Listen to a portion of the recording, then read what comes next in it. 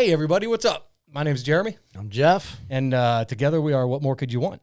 And if it's your first time, welcome. We're glad you're here. If not, welcome back. Stick around for a minute while I go through a couple house cleaning things. Sometimes we're allowed to have guests on. Sometimes we're not, right? Today we decided we're going to have a guest on, and we're going to get to him and a lot of his story here in just a minute. But real quick, if you're not familiar with what we do, we like to talk about the hard shit in life. We like to talk about the things that you don't want to talk to your spouse about. Maybe you don't even want to talk to yourself about. And we try not to get too damn serious or in the weeds about it. Sometimes we do. You'll have to forgive us. But we are here to share some love and to share some insight that maybe you don't think about on your own. We've all been that guy or that gal before, and sometimes you get wrapped up in your own shit. Oh, yeah. Sometimes somebody else wraps you up in their shit, and you don't even notice it, and the next thing you know, you're fucking mad, and you don't know why, right? So that's kind of shit we're going to talk about. But today we want to talk about something that's very near and dear to my heart, and it's the cannabis industry, both medical and recreational now. And we're lucky enough today to have a member of the cannabis industry with us, a gentleman by the name of Bowlin. Kyle works here at the local dispensary where I go to. Now, they are recently, they underwent a name change. They were Illinois Supply and Provisions, and now they are Ascend. Mm-hmm. They do have multiple locations around the country now. They're popping up in cities wherever it's getting legal. And I'm sure we'll go over a few of those at least. So without further ado, Kyle, welcome, buddy. Thank you, my friend. Appreciate you having me on. No, absolutely, man. We have been talking about getting you on here for months. I know I go down there often, and I see how busy you guys are, so I've never questioned it. Don't even sweat it, brother. For sure. We're just glad to have you on here now, man. Cool, man. So, yeah, man. So are you from this area originally? Yeah, I was born and raised in Mascoutah. When I was about 16, I moved to O'Fallon, and I went to O'Fallon High School, and that's where I graduated from. Oh, but yeah, I'm local, man. I've been around the entire time. So. Very nice. I went to O'Fallon for most of my freshman year. Oh, cool, man. So the old version of O'Fallon. Same.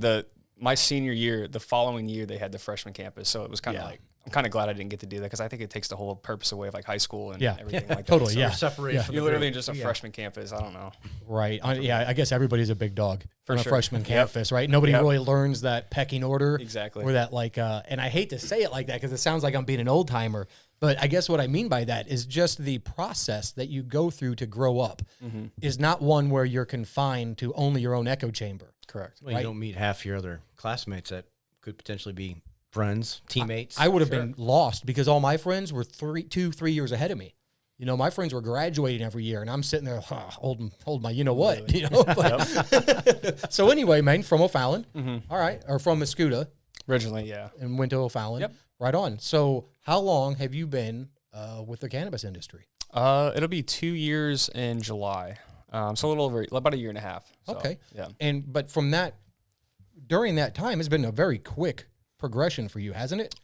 I think the thing that's constant up there the most is change, for sure. From the time that I started. So when I originally started, I actually got hired on through HCI, which is Health Central Illinois, and that was just the straight medical facility. Yep, I remember it all too well. Correct, yeah. And it's funny, too, because when I was actually in my interview process, they had mentioned, in 6 months we'll be recreational. Prohibition ends, all this stuff in 2020, January 1.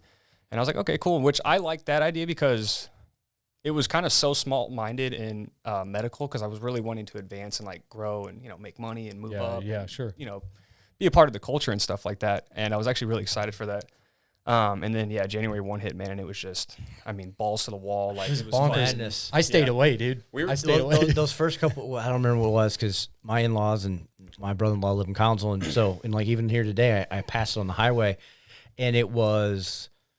I guess that first week is before the food trucks and the DJs, but dude, the line was down to the Mexican restaurant and then some, and then they were just troves in the parking lot. It was a party. There's still it was. Yeah, there's still a line. now. Yeah. And so you were saying, so you got in there and you wanted to progress, and there's nothing, it's just nonstop change all the time. So, where did you, when you began, you weren't in the same position when you began, were you? No, sir. So basically what happened was when I got hired on, I took a dramatic pay cut for what I was doing because I was in corporate banking, and I fucking hated it. Like, it wasn't for me. Like, I just wasn't the suit and tie guy, like, sit at a desk all day. It was not for me. That baffled me when I saw that you took that from how I know you. Yeah. But hey, we all got to make that one a little wrong turn sometimes. I did that for about a year and a half, and I'm glad I did it because I learned so much about like finance, saving, building for your future and stuff like that. So I did, there was a good takeaway from it, but personally, like doing it every single day for the rest of my life, no fucking way. No way. So good for you. A buddy of mine, he was he actually just recently lost his job, and he was door dashing at the time, and he was in that plaza area on Eastport, and I forgot where he was delivering to. It was like a business or something like that, and he texted or he called me literally. He goes, "Hey, bro, I just walked out of that cannabis dispensary that's in there in Collinsville." And I actually fucking forgot that it was there. Like, it was so discreet, like right by the state police department. I never go to Collinsville, so I never like knew it was there. That was when it was still HCI, right? Correct. Yeah. He said, "Hey, man, I just went in there and asked how you get a job there, because we were both like real, because we went to Colorado the summer before that. We saw Dead and Company at Folsom Field. It was best time of our fucking life, and that was our first experience in the cannabis industry, and we are like, man, we got to fucking do this for a living, you know what I mean? So he went there, and he was just like, yeah, man, I went there and talked to the manager, and she asked me for my resume, and I sent it to her immediately, and he's like, I have an interview tomorrow. And I was like, damn, that was quick. So I did the same thing, and sure enough, that week later, I was on an interview. Dude, I remember like at the very beginning with medical, they were hiring, they were clamoring for people, and then right before the build up to rec, they were clamoring for people again, trying to build up that repertoire, if you will. I'd say the shitty thing about it too is because we actually got pretty fucked over at the beginning of the year, because we only had like 26 to 30 employees at the beginning of January 1, 2020, which right now we have 120 employees, and we still get shorthanded sometimes. So you can see how hard we work, 16-hour days. I mean, we're just like on a fucking register all day, like just busy 24/7, like it never ended. Yeah, your brain doesn't get much of a break. Man, I remember being on a register from like 7 in the morning till like 3 o'clock before I finally got a break, and I'm like, I can't even fucking like process what I'm thinking. Like, I just can't think. Like, I can barely talk. My words don't make sense. I'm like, I don't understand how people are understanding me. But that's called trauma. Yeah, it was crazy. I mean, we did that for months, and it wasn't just like January 1 through the 5th was fucking busy. Like, it was, I mean, to this day, 11 months, almost 12, almost a year later, still just as busy. But it's a lot more structured now because of COVID. COVID was kind of actually a blessing for us in the cannabis industry, because it wasn't like a free-for-all. Like, you just come up, place your order, and go about your way. Now you have to order online. We have like a separate parking lot and stuff like that. So it actually like structured it a lot better. Okay, we still see just as many people, but it's just a better flow. And so you're saying that the rigors that you guys had to go through made it really what it is now? Yeah, and it was, and the thing about the cannabis industry too, which a lot of our customers don't realize, like January 1, like they just have all these fucking complaints, and we're not doing anything right. Like we're new to it. Like we had no idea what the fuck we were doing. Like, it was all brand new. So we're just like, we learn as we go every single day. You know what I mean? Like, every day is new. Every day is a challenge. You learn something new, whether it's a system, how to help a customer. Well, it's like a brand new baby business, even across the country. Yeah. Even from the West, where kind of more has been, what, 5-6 years maybe now? More? A little bit longer than that out in California. Maybe a decade. They went medical about a decade ago, where you go in and get a fake script. It's a baby. Yeah. Is. I'm sure it's like whenever the steel industry really started kicking off, it's brand new, or any industry, the auto industry is brand new. Like, you're just waiting. Who's going to do what, and how do we screw up, and how do we take something from them and make it better, and yada, yada, yada. There's no difference. And I think that for people to be so short-sighted and not understand that, hey, this is a day one operation. Correct. Come on, man. I said something about this. We had a podcast a couple weeks ago. I had to go over to the Apple store in the West County, exchange my phone. Absolutely. Yeah. But I get over there, and, I stand in line for 15, 20 minutes. Not a big deal. Just wait. And I get up there, and I start hearing, like, I'm talking to the guy. I'm like, dude, thank you for being here. I really appreciate it. Like, I see one of you, you see 500 of me today. Exactly. And everybody's got a story. So thank you. While I'm saying this, I overhear the lady next to me and the guy down the row and the guy down the row all bitching about how they got to wait and they don't have this thing in stock and all this other shit. And I'm just thinking to myself, you ingrates, you just ungrateful bastards. Correct. You should have prepared yourself on the drive there and said, this is probably going to be a little different than what I'm used to, right? I mean, every time. Yeah. You're, like we talked about before, you're getting a cell phone. Yeah. Hop to another country or continent, and guess what you wouldn't have? Yeah, you're getting a bag of fucking flour. Your cell phone would just be a paperweight. Yeah. Because there is no cell service. Right, You're bitching about technology that half the world still doesn't have. Well, it's definitely all about perspective, but it's also about just being a decent fucking human. Correct. I think where a lot of people get that misconception is too, is like, if you go to a phone store, everybody that's in that fucking mall has a phone. Yeah. Everybody has a phone. Yeah. So same thing with cannabis. When the prohibition ended, everybody wanted cannabis. You're waiting 6 hours outside, and they're like, what the fuck? Why does it take so long? And kind of where I was going back to at the beginning, where we kind of got fucked at the beginning of the year, only having like 26 to 30 staff members, is because a lot of people don't understand, like, to get licensed to sell cannabis through the state of Illinois is like a fucking 4 to 6 week process. So like, you get hired on January 1. It's not like you fill out an I-9 and a W-4 and you go to work. Yeah. It's like, you got to wait for all your paperwork to come back, your background check, and it all comes from California out of Why, I don't know. Your badge comes from California. It's fucking weird. The whole thing's weird. Is your corporate's not based out of California? No, our corporate, Sin Wellness, is actually based out of Boston, Massachusetts. So probably because California's been doing it for so long, they're probably doing licensure for other states as a contract. Could be. Probably. I have no idea. I bet they are because they probably got the bodies to do it.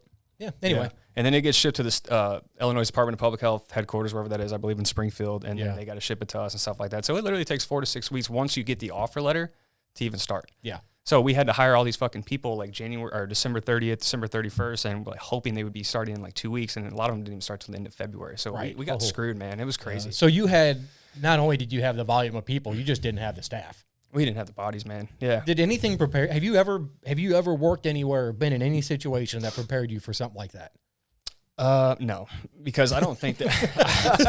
I'm sorry, that was a softball question. It was just, Well, I mean, I've always worked in like retail and customer service. You know, Jeff and I worked together at Club Fitness, and we'd always be busy as fuck, like New Year's Eve, the Januaries, the Februaries, and stuff like that. But it's nothing like this. I mean, I'd say what you probably deal for as long as I've known him and I've seen what he's done. There's no way, even a week at the gym, there's no way. You see more in a day than you see in a week. And even too, working in corporate banking, I actually was the manager at the Granite City Bank. I'm not gonna say the name of the bank, but everybody in that town lives off Social Security and disability and stuff like that. So the first and the third was, I mean, fucking nuts. And I thought that was busy, and I was like, damn, this is crazy. And then I get here, and I'm like, you haven't seen crazy. That's a cakewalk. Yeah. What it reminds me of is back in the day when I'm gonna go see, like, let's say, Pearl Jam. When you had back in the 90s, tickets, right?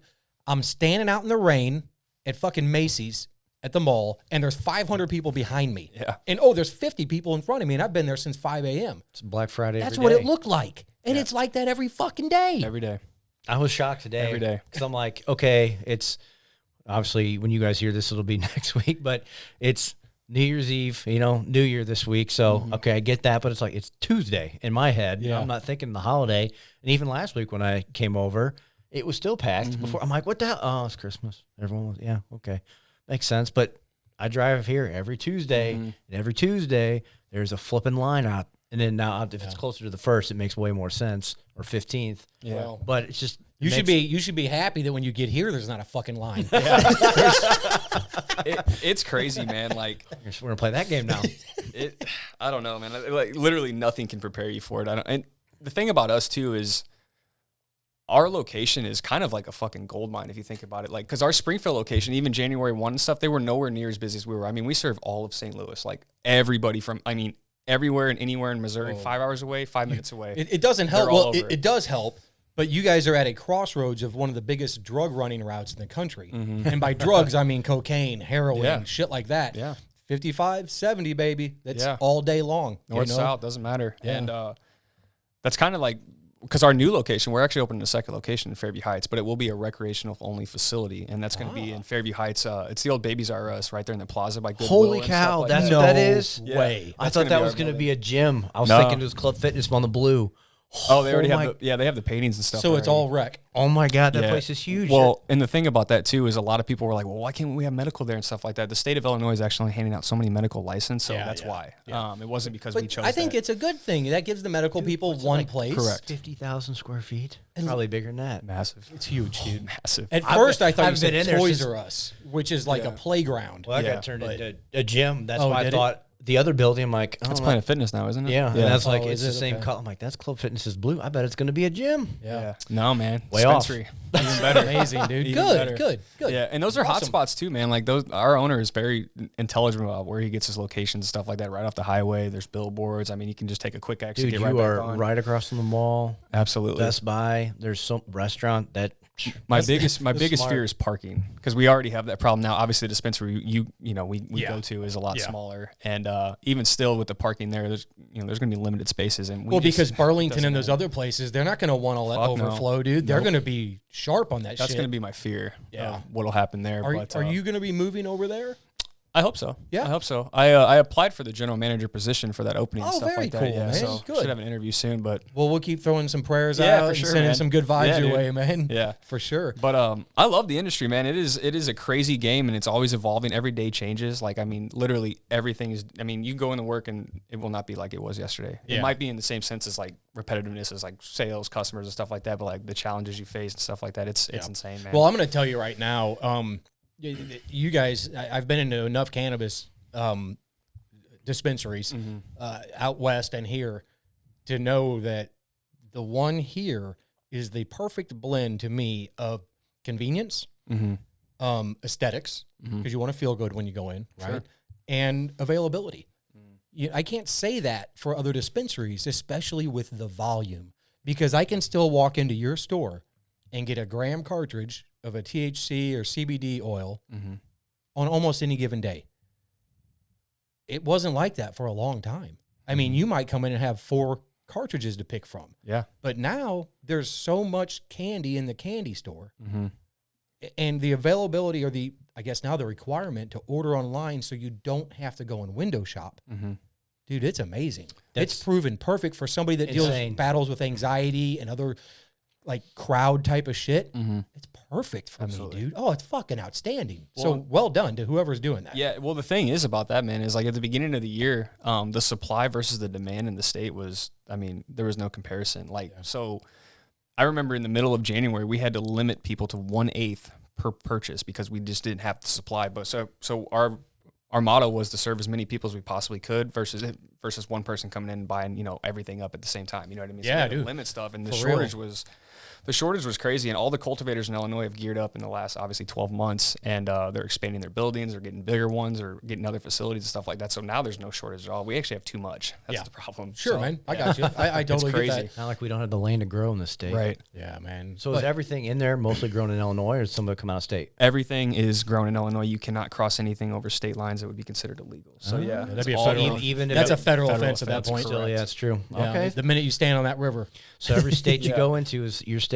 Yeah, because I remember at the beginning of the year, Oregon was like overstocked with cannabis. Like they just had warehouses full of cannabis because they weren't selling it. And we're like, God, we could use that right now, but you just can't. Dude, when I went down to Verano last year, I mean, obviously everybody knows that they do a lot, but to see it and to see the pails that are full of fresh bud that still need trimmed to the ceiling. It's crazy.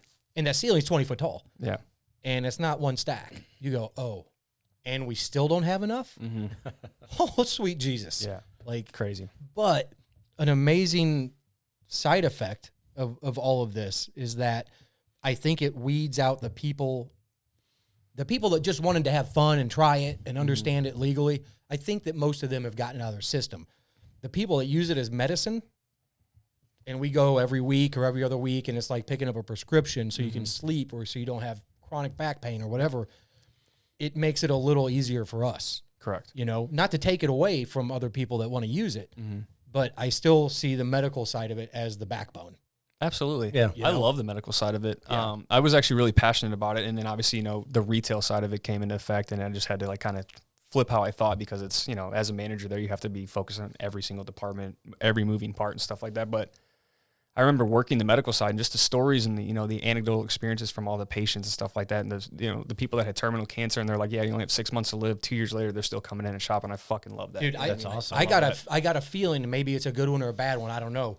But I do believe that in the future, the people that work in those medical dispensaries will be healthcare professionals, because I really think that they will learn how critical it is to be able to explain a terp profile to somebody, a terpene profile to somebody, and what limonene or something else does to your system. Yeah. And I know so many people that are like, well, I don't smoke weed, I don't use cannabis because it makes me crazy anxious. Well, you're using the wrong shit, man. You're taking, speed to make you slow down. There's other ways. There's benefits. And I do think that I always thought of the employees down there as more of healthcare workers when we were all medical.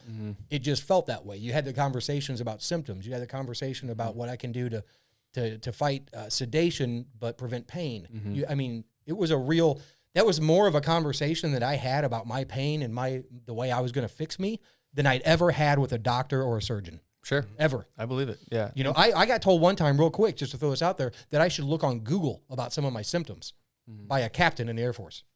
Well, I would recommend that. Yeah, I know, dude. I know. So every time you Google something, you think you got cancer or something's crazy. I've already died multiple times. Yeah, for sure. Everyone is, yeah. Yeah. And I believe now there's 52 qualifying conditions. When I first started, there was like 38. So, there's more and more. Chronic pain was recently added, which, I don't know how you classify chronic pain. You can just say your back hurts, your foot hurts, you know what I mean? You can get a card. So it's easy to get a medical card, and it'll save you a lot of money, too, in the long run as far as the tax purposes. Dude, so. well, the taxes are unreal. Crazy. The taxes. Whenever I went one time and accidentally, when you guys got the new website, which was the last one, not this current one, there was a revision where when you hit a button, it would say medical or rec. Correct. But it was sort of reversed. At least at first glance, you'd go, oh, well, when I make it a color, that means that it's what I wanted. But it wasn't. So I get there, and they're like, dude, we have no order for you. And I was like, shit. Could you check rec, please? Because I think I fucked up. People do it all the time. And I did. No, it's crazy because totally he told me, he goes, just go on the little website and see all these things that they have, and then like the descriptions of what do you need this for? Yeah. Are you needing it for anxiety? You need it in sleep. You need it in the day. You need a little pick me up. Yeah. It's insane to see the science behind all this stuff, to see like, what do you need it for? Yeah. What are you truly wanting it for? And it's like, not like the old ways of, man, I just need something to go get high.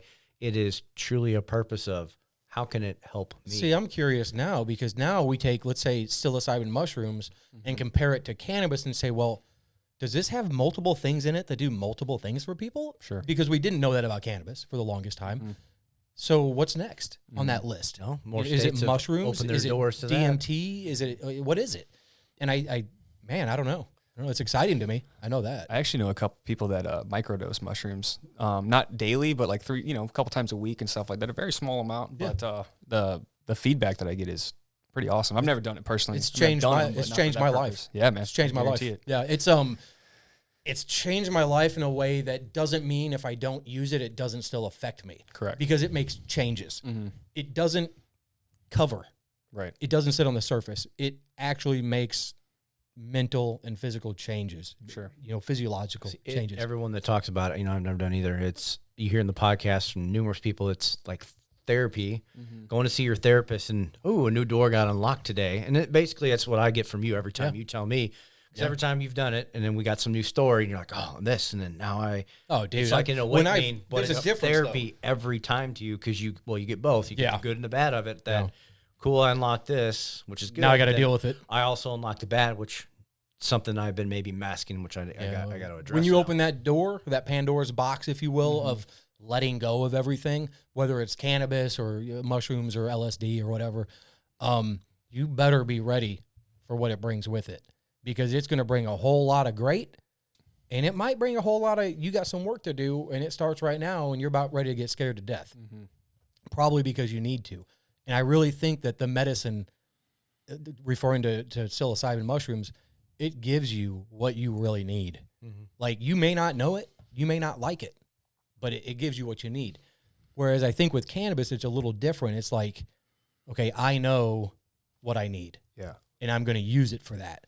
The mushrooms are like knocking on the back door you don't even know you got, you know? Yeah, you never know. It's like what Wim says, nature will give you what you need. Yeah, When you dude, need totally, it. man. Yeah. Totally. And I think a lot of people too. So like when I was working on the medical side, like the patients that we would get that came in would literally use it as like a last resort. They've been on prescription pills. Their parents tell them it's bad. They never smoked in their life. A lot of times they do it for the very first time. So they have no clue what they want. So they're like, hey, I have anxiety. I can't sleep. And I look at their order and I'm like, yeah, but all sativas. Like I wouldn't recommend that. You know what I mean? They're sitting there shaking and fidgeting. Yeah. So you'll sit down and you have like a consultation with them, which is what I really like. And we still do it to this day. Like if a new medical patient comes in and they have no idea what they're doing, or they have all these symptoms and they need to know how to treat it, we'll sit them in a room privately and we'll talk about the entire thing and over all the products and stuff like that. Yeah. I didn't know they do that. And perfect example, my grandma, who's 79 years old, never smoked a day in her life, and she has really bad neuropathy and arthritis in her hands and stuff like that. And I finally gave in, and I got her these gummies that are a 1-to-1, so it's got CBD and THC in it, equal components. Perfect. Texts me once a week, I need more. Like, she loves them, you know what I mean? So she doesn't really get high off it because the CBD does take a little bit of the psychoactive out of it, and she just cuts a gummy in half, so it's literally for a medicinal purpose, you know what I mean? Right, She's can open pickle jars and open her car door. It's crazy, man. I can attest to that with my back pain from where I broke it. It's it negates the sharpness, and it sort of takes the tone of the pain way down. Yeah. It's very manageable, and those edibles do it. And I'll definitely be a supporter of the 1-to-1, because That's what I got started on. Mm-hmm. I was like, man, I don't want the psychoactive. I don't. And the guy that was there helping me out was like, cool, let's get you some 1-to-1 stuff. Yeah, dude. And he did, and it was like, oh my god. I preach CBD to people. I am a huge advocate of CBD. Huge calming. Yeah, we have a topical there. It's called a 1-to-1. I'm sure people have seen it, and it's got a wood top on it. I train jiu-jitsu religiously, like several times a week, so my elbows and joints hurt a lot. So I use that on my elbows and my hands, and it is fucking amazing. Like it's insane how it works. I've been using the I've got a CBD topical rub. I just separated my left shoulder 2 weeks ago. It was not fun, but the first thing I grabbed was not a pain pill. It was that topical CBD stuff, and that's all I've been using. Yeah. I have not taken a pill, nothing. Separated shoulder, here to tell you, that fucking hurt real bad. I did it bombing a hill on my skateboard, and it was a beautiful time, but too fast of a curve. So anyway, so I did that, and I've been using the CBD stuff. And then another thing for me, which a lot of people will probably giggle about, but the CBD suppositories. Yeah. Bro. Fuck yeah. Bro, when I tell you if you've got lower back pain or anything in the lower trunk, your lower extremities, it goes straight to the pain and attacks it.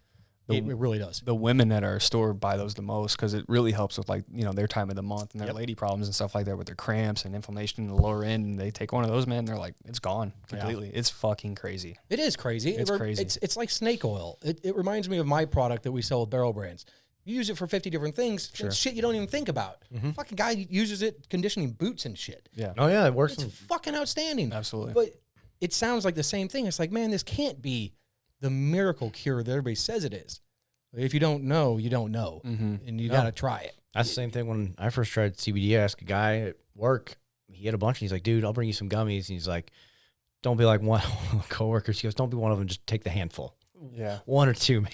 Yeah, you ain't going to make it through lunch. And so, but yeah, like just the matter, because, you know, I was chronic back pain too. It's like, how much ibuprofen in a day do you want to take? And then, you know, what's this doing to my kidneys and my internals? Oh, the lining of your stomach.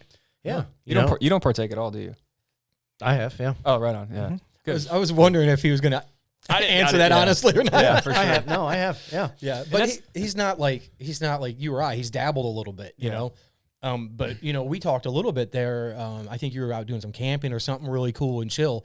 And you're like, man, this is what I need. This is what I want to do. And I was like, dude, write this shit down. This is what you need, man. The thing. It's like for like me, I don't, you know, I think everyone has anxiety, but you get real worked up, or you know, just anger builds and whatnot. But it's just a way, like, my mind doesn't shut off. I'm like him. It's just like, oh, I'm laying down. I got to do this, and like I'll wake up in the middle of the night, and then my brain's like, oh, I got to do this, I got to do that, this. And it's just like, you can't turn that off. And it's so hard. So it makes it like easy, you know, and that's what the CBD helped originally too. It helped with back pain, but it got my brain to shut the hell up. So then like, cool, I can relax and fall asleep and not wake up a million times and stuff like that. And that's, I think, the biggest thing for most people to understand is it can help with those big things versus going to, well, let me get the next pill. Oh, this pill didn't work. Hey, doc, I need a new pill. Let's go to this pill. Yeah. Well, what are all these mixtures going to do? Well, in the long that's run what I was going to say. On You top start of mixing with everything else. Oh, and then if you drink alcohol, my one client was talking. They used to get it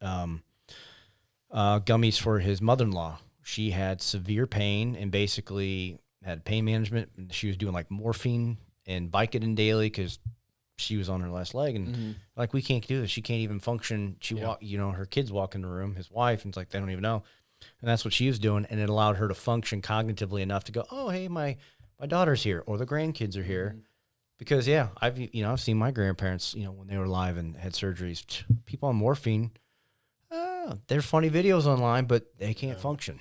Dude, it's no different than when I was taking a handful of antidepressants and antipsychotics.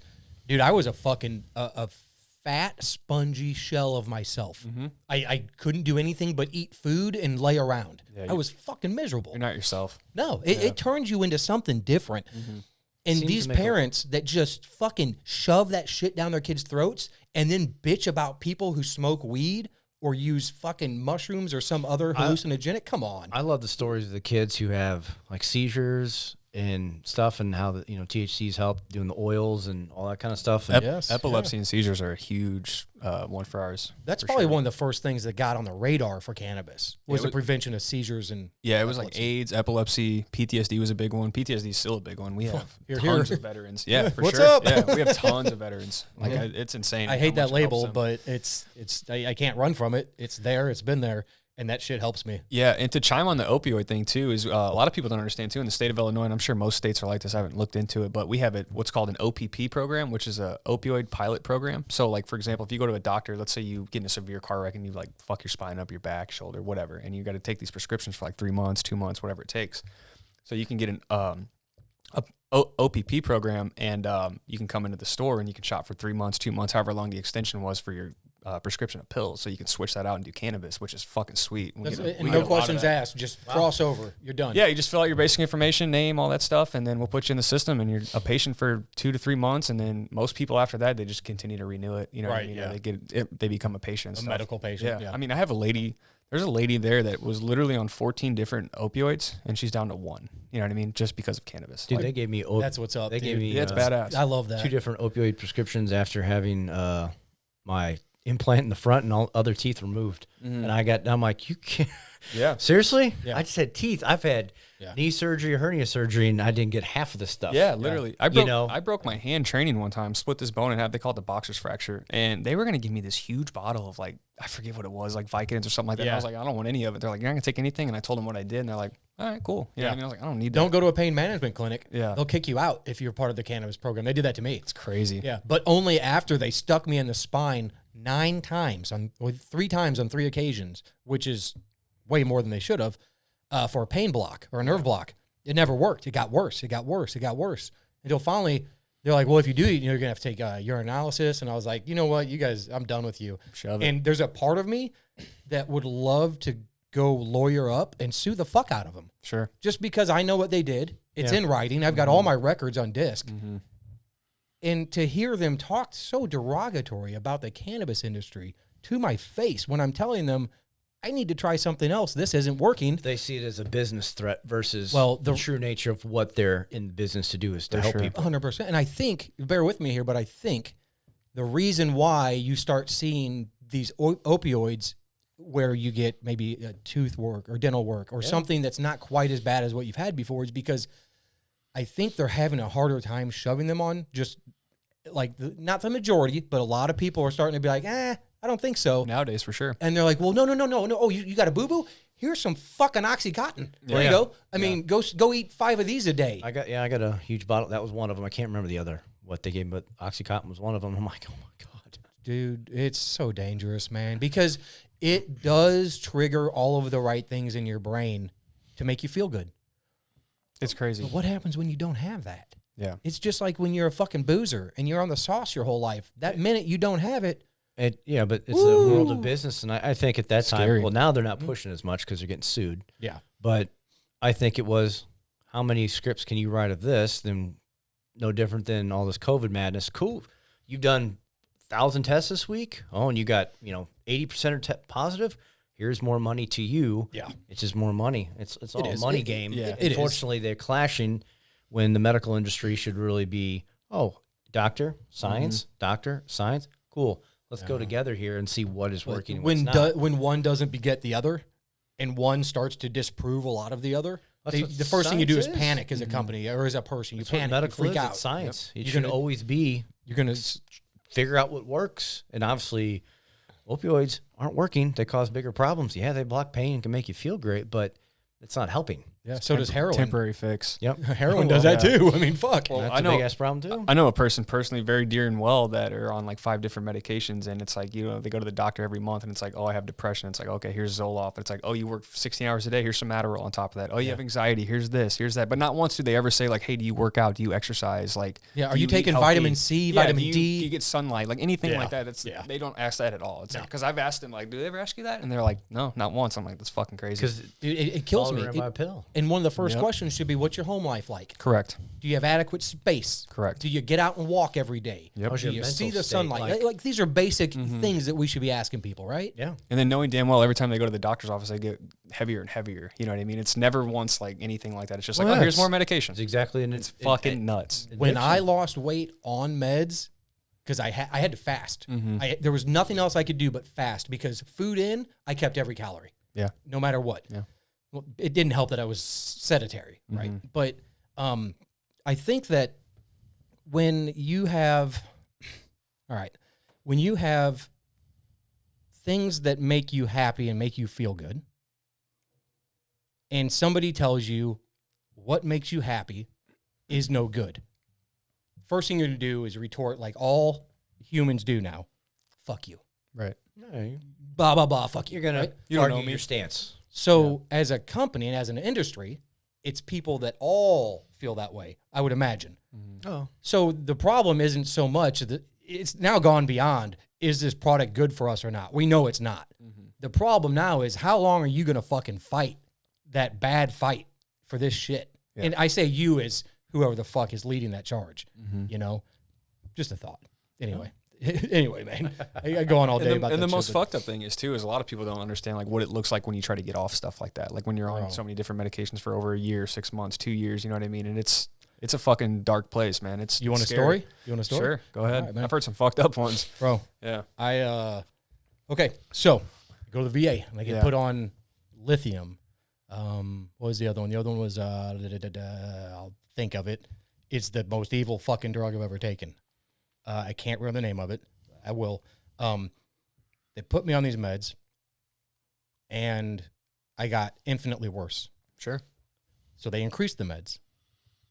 I started to level out. But then I started to notice, wait, if I sweat too much during the day, my mind is altered. I'm different. If I don't hydrate enough, it's different. If I hydrate too much, it's different. So these meds, they go into your system. They're water soluble. I hydrate my fucking ass off. The meds don't do a whole lot. Yeah. I fast on top of it. I go back to the fucking doctors. I'm down 10 pounds. Dude, their response to me was not one of, hey, good job. It was, hey, do you mind stepping on that scale again? It says you lost weight.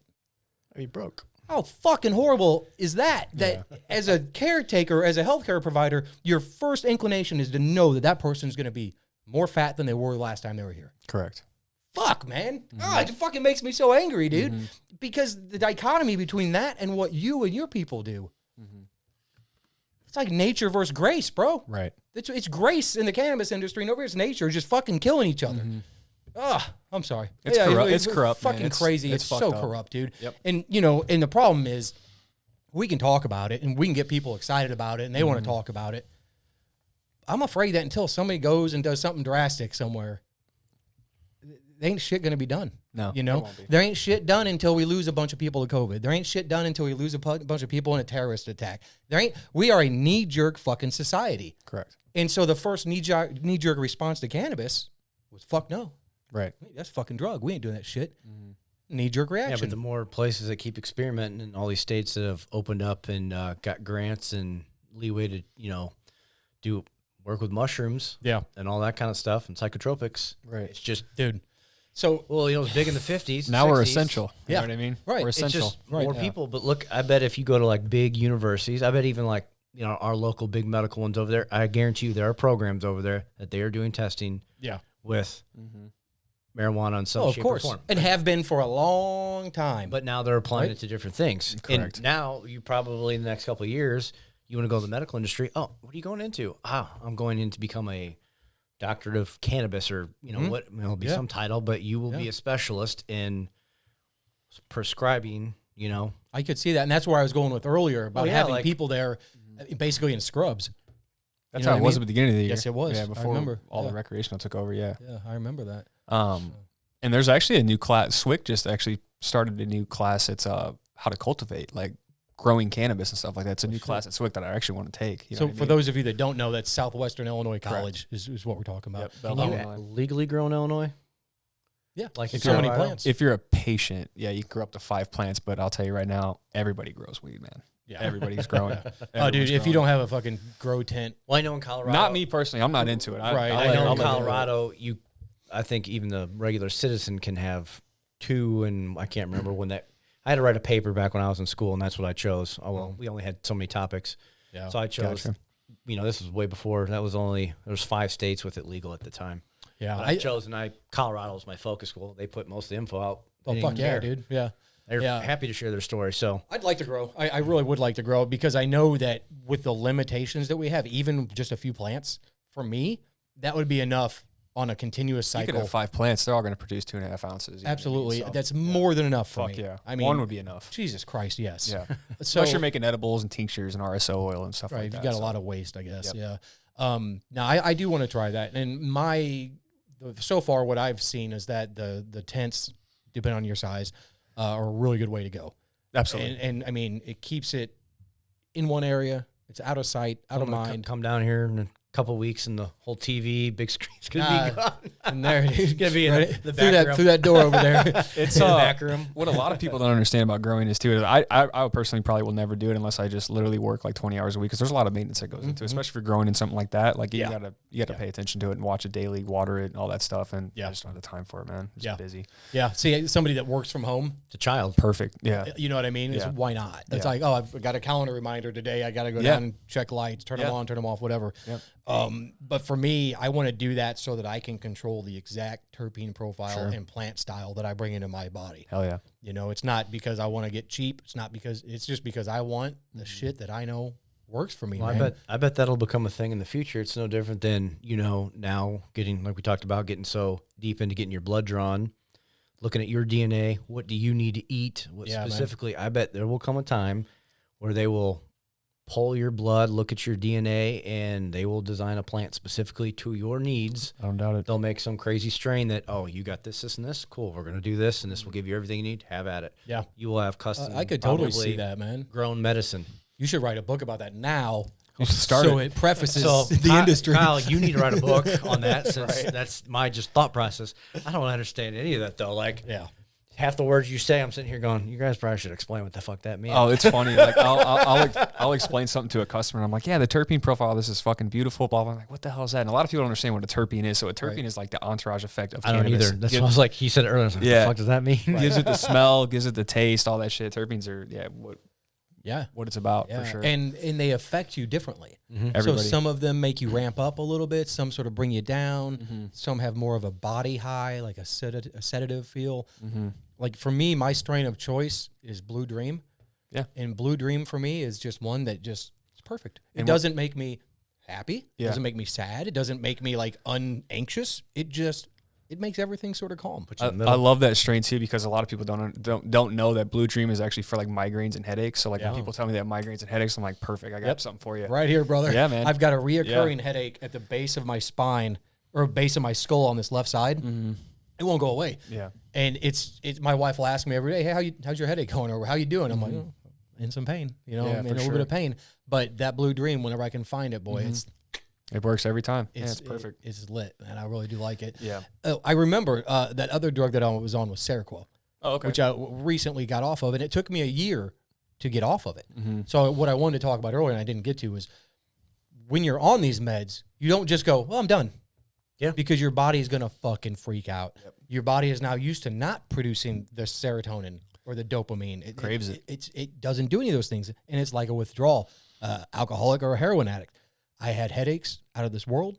I couldn't sleep at night. I'd be awake for 22 out of 24 fucking hours out of the day. Never felt like I was tired. And it was like, wait a minute. This is making me the same way that made me go on medication. Right. Okay. So this little fucking drug does a trick. And if you stop taking it, it goes, oh, look, see, you really are fucking crazy. Yeah. You're not fucking crazy. You need a couple weeks to get off the sauce, man. That's all it is. Yeah, but most of the time they don't do it that way for you. No, they don't. They pull it. Well, mine, I had a conversation with mine before she retired. I was like, listen, my psychiatrist, I said, listen, every time you talk about doing a dose change, it's like 50%. I'm like, that's when people jump off buildings and shit. I said, so I'm going to do my own rate. Well, luckily she retired. I love her. She was sweet, but luckily she retired. My new psychiatrist said, well, that doesn't make any sense. What do you feel comfortable with? And I said, about 10% drops. And when I say a 10% drop off of med, if you were taking 100 milligrams, now you take 90. Yeah. But tomorrow, that 10%, or not tomorrow, but next week when you drop it, it's not off of that 90 or off 100. It's off that 90%. So it's even smaller. So as you get lower and lower on your days that you've been dropping down. Oh, it makes complete sense. You're not making these drastic jumps. And only when I did that did I feel like a fucking human being again. It was crazy. Never while I was on the meds. Never. Just when I finally got off the meds did I feel like a human again. Mm-hmm. And I can't imagine that the opioids are any fucking different. No. If not worse. Right. You know? I think because they're giving you so much more pleasure and stuff. They're not just blocking. Affecting and shakes and things and all the other neurological issues that would kind of manifest. Yeah, I'm sure. Well, that and, you know, whenever you're talking about things like SSRIs, they're blocking the uptake of serotonin. So you may just be fucking blank.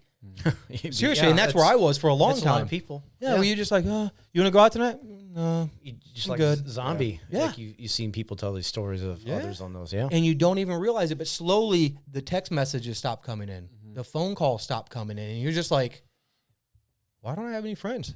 People don't like me But anymore. you don't realize that you're doing it. Right. Yeah. You know? So if folks, if you know somebody like that, forgive them. They probably just need your help.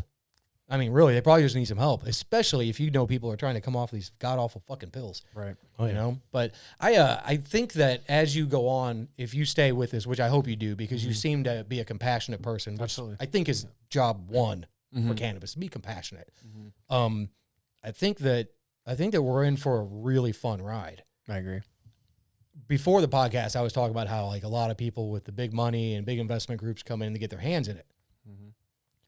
That's the thing that I'm afraid of. I don't want cannabis to turn into big cannabis or big pharma or big fucking big beef or big anything. And I think it's probably inevitable. I agree. But how in the fucking hell do we cut this off? And do we keep cannabis? Dude, it's a fucking, it's a medicine that has been used by people who knew that it had good effects for years. Those same people always need to have access to it. Correct. You cannot take cannabis from the people that fucking put cannabis on the table for you. Right. Well, like you I don't said, think they will. I don't think that'll like happen. your CEO sounds like a good guy. I'm sure there will be those who will stick tried and true and go, Right. oh, you want to offer me, 500? No, sorry, I ain't selling. Because they see the bigger picture of what it's doing versus the cash flow it's coming But it does take money to put it out to, I mean, like you said, we had such a demand in the state of Illinois alone when we went recreational that you guys could hardly keep up. There was not enough supply to keep up with the demand. So obviously there's a demand. Now, obviously now we're keeping up with it now, a year later. But what's next? What's next? I mean, do we just keep focusing on recreational how it is, how it's still sort of a taboo thing that we sort of said, fuck you, we got our way. Right. Or does it become a stranglehold of the state and eventually the federal government to where it's treated just like an opioid? And that's what I'm afraid of. And I'm not saying that you have those answers or anybody else does. Yeah. I don't want us to get to that point because I adore it and I adore what it does for people so much. That's it. I think you will see that, though, if it goes recreational in all 50 states, because it's going to be just like this big fucking monopoly, like all this. It's crazy. But I do I'm a businessman. I love business, and I love seeing businesses grow and people progress and make money and stuff like that. But I also do care about like my patients. You know what I mean? I have a huge passion for, like, I still work the medical part now. I don't ever have to work a register a day in my life, but I do it all the time just because I love doing it. I love talking to people. I love meeting people and being able to help them and, share my experiences with, other anecdotal experiences through patients and stuff like that, and being able to help them. And when they come in for the next time, they're like, dude, that shit fucking worked. Yes. And I got to fucking be like, yeah, we're out of that, but I got something else for you. You know what I mean? So, and that's the thing too. The thing about cannabis too, a lot of people don't realize it literally affects everybody different. So if Jeff comes in and he gets something for PTSD and I'm like, yeah, dude, this shit's legit. I tried it. I loved it. He comes in and be like, dude, it didn't work for me at all. You know what I mean? So, all right, cool. We'll find something else. So it's a learning experience at first, because you're more than likely the first time you come, you're not going to get what you want out of it, basically, because you're learning every day when you take it and stuff like that. Yeah. Everything's different. Every product affects everybody differently. So that's the cool part about it too. Yeah, well, it's no different than going to the gym the first month. You're just like, what the fuck am I doing? Yeah. Right? You don't know how to use a piece of equipment, a squat rack. You're in the squat rack doing pull-ups and shit, Yeah. You just don't know, man. There's an etiquette. There's a there's not a pecking order, but there's sort of a way in a gym. It's you're courteous, you put your shit up, you wipe things down. Yep. You don't know that when you're new. That's just similar to working. I actually worked in the gym with Jeff, and when you sign up for a membership, you get a free consultation with the trainer to walk you around your very first visit and show you how to use everything properly, so you're not just like thrown into the fire and like, where the fuck do I start? Because 90% of those people don't come back because they don't know what the fuck they're doing. They're sore. Yeah. Same thing with cannabis. Like when you come in for your very first time, especially as a medical patient, we're going to sit down with you. We're going to assess your your symptoms and stuff like that. We're not just going to be like, go place an order. Yeah, let's get high, people. I mean? Exactly. Yeah. And that's good that you guys do that. I didn't know that. Yeah. Well, I didn't know you did that, but I didn't know that you did it. But he's kind of walked me through because I've asked him, like, so, like, when you go in, and I've seen as I've driven by, like, the people waiting, but, like, he's like, it's a whole unique thing, culture, but, like, experience inside. Correct. Well, to make sure each person is taken care of as they should be. It's weird because I'll go down there and there'll be somebody, like a new medical patient, that's standing there waiting to go in the building, and they don't know anything that's going on. They're like, I've parked, I'm fucking here, I'm clueless, there's a line of people. 80 people. Do I get in the fucking line with all these knuckleheads? Exactly, yeah. Like, did I just get good parking, or, whatever. But they don't know. And then you walk in the door, and like somebody like me, I've been going down there for a few years now. Sure. I fucking do my thing, walk in, go to the counter, nobody's got to tell me shit. I got to stand in line over here, I go to the other one, I'm done. The fuck is cutting in line? But these other people, they don't fucking bless their souls. They just don't know. Yeah. It's such a new thing, but it's all right, man. You guys are doing the right thing. And that's what I'm excited for too. Not only like when more competition comes around, but like when we open our second location. So like our recreational customers, because we have a lot of medical Missouri that come there, and I feel bad because you don't really get that time with them because we're so fucking busy, and it's all about throughput and getting people in and out because you don't want to fuck the time slots up, because if you get behind, it just kind of ruins the whole fucking day. Like it'll fuck you basically. Sure. So I feel bad from that sense, but like once we get it to where it's more like Colorado, where you come in and you place, you look around, you make an order and stuff like that, and then that's what I'm excited for. Do you see grocery store for real, dude? Yeah, yeah. It'd be like in Hurt Locker when dude comes home and he's looking at the cereal and he's like, "Fuck." Yeah. And I just feel bad when they come in and they have all these questions, but it's like I can't like just sit here and answer them for you for 30, 40 minutes because it's like we have 1,500 people we have to serve a day, 1,600, whatever it is we do on a daily basis, and it's just. And see, that's where when recreational first started, you and I could have sat down there for an hour. Yeah. And it would have been like, people would have been cool because they would have had 5 other dudes running the registers. Correct, yeah. But not now. Oof. Now that's it's insane. So you guys really see about that many people a day, you think? Yeah, on average, a daily basis, I'd say, especially like a Friday and Saturday, we'll see anywhere from 15 to about 1,900 people. Monday, it's crazy, man. Like even today, I left at 3:00, and I think we had like 850 people served already. It's Bro, fucking nuts. Every man. one there of those was probably people like 40 just outside when I drove by. Oh, for sure. Everyone there just gave me $1 every day. Yeah. Just for a month. Oh, You'd dude. never see me again. It's fucking nuts, man. Yeah, well, what you say you bring it in a flipping day in a week. Well, Yeah, and it's crazy too because like people will come in and be like, "Yeah, I was in Colorado last week," and like we have a fucking separate parking lot with a shuttle to bring people over because we're that busy. Like it's insane. It's like an event. Like it. It's like you're going to a fucking roller coaster. They or drop something. you off in this blue like prison bus. It's crazy. I remember man. when the It's news had you guys on talking. You get dropped off in buses, and it's like, holy hell! And then fuckers are filled every time they come. They show like every time they show you guys on the news. I'm sure they'll do it when the new year hits because more will be we'll popping see. up. I'm I sure love you it, guys dude. will be. Well, I love it. Well, Missouri's. we won't see any competition in Illinois. I honestly don't know when. Maybe at the end of this 2021, but I know our location opens in March 1st is like the expected opening day. Is it Missouri's medical kicking in soon? Yeah, Next, but they're spring next year. Well, no, there's a dispensaries up and cracking right now, but the problem with them is just like it was with HCI in 2016 when they first opened, is supply versus demand. Like they just don't have the supply. Yeah, for it. Missouri's not built like Illinois is. Yeah, their cultivations aren't ready. Go to Southern Illinois, and dude, if you make a wrong turn, you're gonna run into a fucking place growing weed right now. Yeah, there's a lot. Missouri's got There's a lot of people down there. Missouri also is not it's not the soil of ours. We're a flatter state. They got red clay to deal with over there. they got right? a lot of clay. They got more rocks. But I mean, the thing is, most of these people are growing inside anyway. But yeah. So it doesn't matter. But Give it time. They'll pop off like we did, but it'll be about a year before you start seeing all them, all their stores filled up with product and stuff like that. There's so many Missouri medical patients. Like we see them all day, every day. I bet. But we don't honor reciprocity, which is where you could come from another state. Like if you were a medical patient in Colorado and you came to Illinois, we wouldn't honor it. Basically, You only honor Missouri. We only honor Illinois. But the Missouri patients are coming over Correct, as recreational customers. Yeah, Oh, they're just shit. recreational. Oh, yeah. my They'll bad. drop their fucking medical card, and I'm like, God, I wish I could do something for you, but we just don't. I'll give Yeah. them a couple bucks off here and there, but Sorry, nothing bro. crazy. Yeah, Yeah. yeah. They'll order off the medical menu, and we can't sell it to them because some cultivators you can't sell recreational sales. They don't have the license for it, so we got to like tell them all that, and it sucks. But So I'm going to put you on the hot seat here real quick. And I know I didn't tell you this, so if you can't come up with something, it's okay. sure. What do you think is the wildest shit that you've encountered down there yet?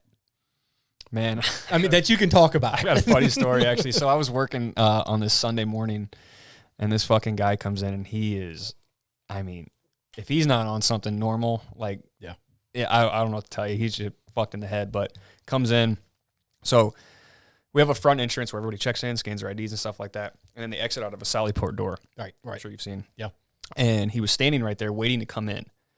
And he sneaks in. We usually have a security guard on the floor. We didn't. It was Sunday morning, slow. And lady comes in and grabs me, and she's like, hey, there's this guy just sitting Indian style on the floor. And I was like, oh, okay, cool. Let me go talk to him. Starts taking his fucking clothes off. Like, he's just, and he wouldn't get up. And like, part of me wanted to be like, dude, I'm about to grab you by your fucking earlobe and pick you up myself. But Right. I He was in crisis mode. Yeah. Something was going on, right? He was fucked up, man. Yeah. But I mean, I see shit daily. Like, it's crazy, but that was probably one that stuck out to me the most. Did you take him out back and get him stoned? No, I just told him to get the fuck out. But he like wouldn't listen. Like, he was drugged up, but I literally almost like wanted to grab him by the top of his ear and just pull him up. But I just, you can't do that shit there. No, you can't. You can't. And that dude, he had something else. He was going out on. of his. He had like this fucking Hawaiian shirt on. It's middle of July. Like, it was like an all night bender or something. Yeah. He came there like I'm like, dude, it's 7:30 in the morning, man. Like, come on. Yeah. Like, it was crazy. That's crazy that he snuck into that door.